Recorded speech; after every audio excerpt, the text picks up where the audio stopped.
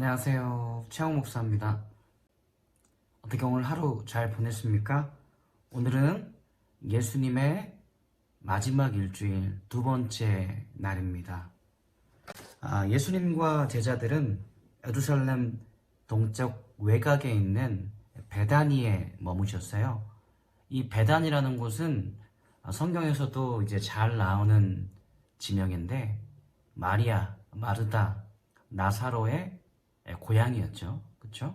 이 베다니는 예루살렘 동쪽 외곽에 존재했어요. 이제 거기에 하룻밤을 보내실 것 같고 아침에 일어나셔서 다시 예루살렘 성 안으로 이동을 하십니다. 이제 감람산을 지나시는데 거기에 좀 이상한 이야기가 하나가 나옵니다. 어떠한 이야기냐면 무화과 나무를 저주한 이야기입니다. 무화과 나무는요, 본래 5월달, 6월달에 한 번 열매를 맺고, 또 두 번째는 8월 달부터 10월 달에 열매를 맺는 그러한 나무거든요. 그렇다면 예수님께서 무화과 나무를 저주하신 이유가 뭐냐? 6월절을 앞두고 있는 어떤 그 주간이기 때문에 분명 3월 달이었어요. 그럼 예수님이 정신병자였나? 아니면 좀 정신이 이상한 사람이었나? 사과는 가을이 되어야 먹을 수 있습니다. 지금 몇 월 달이죠? 4월 달이잖아요. 그런데 4월에 사과나무에게 열매를 기대할 수 있겠습니까? 기대할 수 없습니다. 바로 이것입니다. 예수님께서 이야기하고 싶으신 것은 무엇이었냐? 3월 달에 무화과 나무 열매를 기대할 수 없다는 거죠. 이 무화과 나무를 저주한 사건은요, 더 큰 이야기의 첫 부분이에요. 그러니까 무화과 나무 저주가 어디를 향하고 있는 곳이냐? 바로 뒤에 나올 성전으로 향하고 있는 것입니다. 그 성전으로 이제 예수님께서 들어가신 것입니다. 그리고 한바탕 소동이 벌어집니다. 일명 성전 정화 사건이라고 하는 사건입니다. 예수님께서 성전 안에서 매매하는 자들을 내쫓으셨어요. 돈 바꾸는 자들의 그 상을 엎으셨고요. 비둘기를 파는 자들의 의자를 둘러서 엎으셨어요. 물건을 가지고 성전 안으로 들어가는 사람들을 못 지나다니게 했습니다. 이 일로 인해서 성경에 보니까 대제사장들과 서기관들이 위기를 느꼈고 저 예수를 어떻게 해야 할까? 경계하게 되었던 사건이라고 이야기하고 있습니다. 그런데 예수님께서는요, 성전 정화 사건을 통해서 반란이나 선동을 꾀하지 않으셨습니다. 예루살렘이라는 그 장소 중에서도 상징적인 장소인 성전에서 메시지를 던진 겁니다. 상징적인 행위를 통해서 메시지를 던진 거예요. 성전 경비대도 있었고요. 또 성전 근처에 있던 안토니아 요새의 로마 군인들도 전혀 이동하지 않았습니다. 그것은 무엇을 얘기해 줍니까? 예수님의 행동이 폭력적이거나 위협적이거나 군대가 출동해야 될 만큼 그러한 행동이 아니었다는 거죠. 그리고 성전의 제의를 막을 수 있는 장소도 아니었습니다. 이제 이미지 하나가 이제 띄어지게 될 텐데, 당시 성전은 어떻게 이루어져 있었냐면, 월경을 하고 있는 이 여인들을 제외한 이방인들까지도 들어올 수 있는 이방인의 띠를 있었고요. 또 그 다음이 정결한 유대인의 부인, 여인이 갈 수 있는 여인들이 있었고요.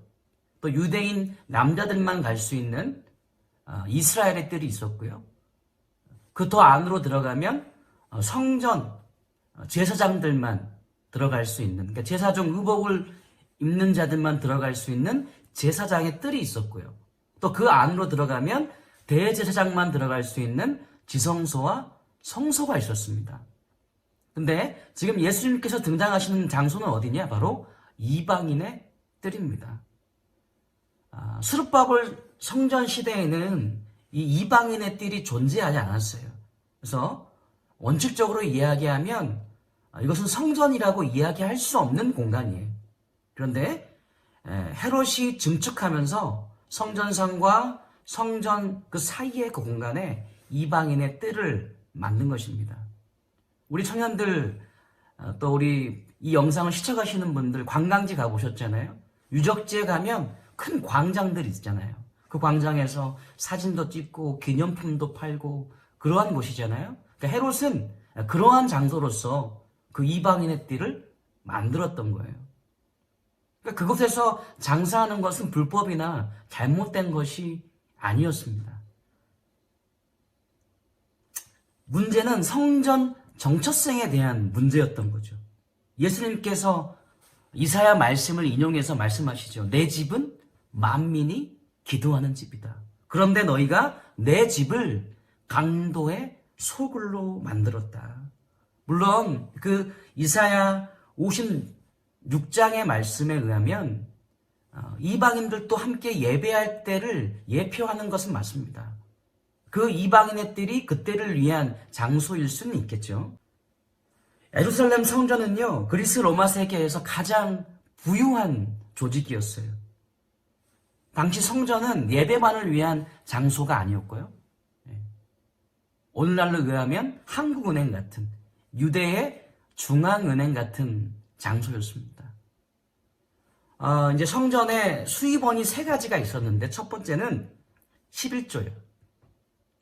7년을 주기로 유대인들은 3년에 한 번, 6년에 한 번, 이렇게 11조를 내야 됐습니다. 이게 또 하나의 수입원이었고요. 두 번째 수입원은 성전세였어요. 유대인들이라면 1년에 반세겔, 그러니까 이 세겔은 이제 은 화폐 단위거든요. 은을 이제 동전으로 만든 건데, 누구나 반세겔, 성인 유대인은 반세겔의 성전세를 내야 됐습니다.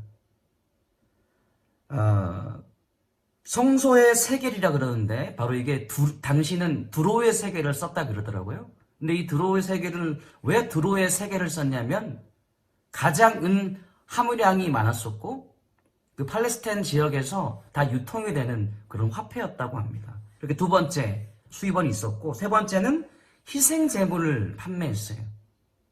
그러니까 멀리서 오는데 그 희생 제물을 가지고 길을 나설 수 없잖아요. 그래서 그 이방인의 뜰에서 희생 제물로 바칠 제물을, 가축을 샀던 거죠.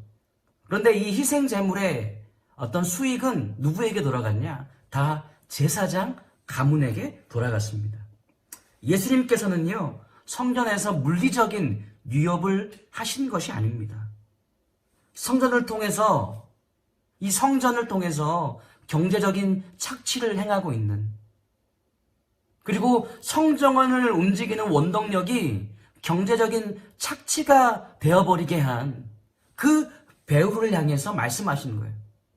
내 집은 만민이 기도하는 집이다. 그런데 너희가 강도의 소굴로 만들어버렸다. 우리는 오늘 말씀을 통해서 본질에 대해서 질문해야 됩니다. 예수님께서 그 성전을 허무시고 3일 만에 다시 세우신다고 하셨습니다. 3일 만에 세워진 성전이 무엇이었습니까? 누구였습니까? 바로 3일 만에 부활하신 예수 그리스도이십니다. 그 예수 그리스도 안에 우리가 거하게 되었고요. 그 성전이신 예수님께서 우리 안에 거하시게 되었습니다.